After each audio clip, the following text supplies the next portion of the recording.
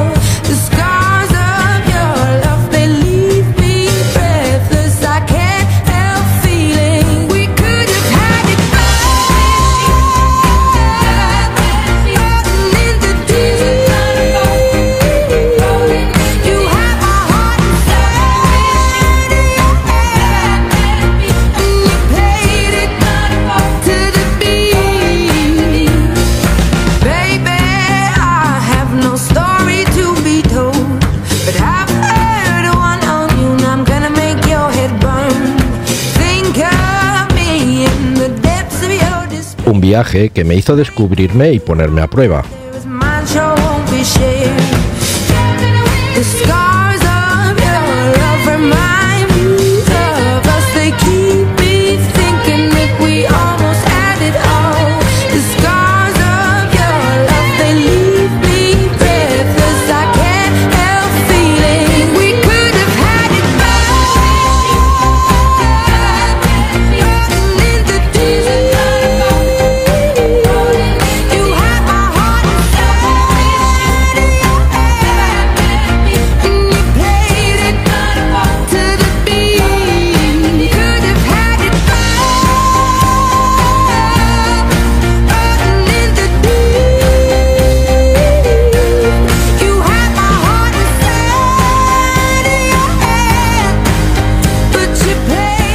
Un viaje que aún nos dará en las próximas semanas momentos inolvidables.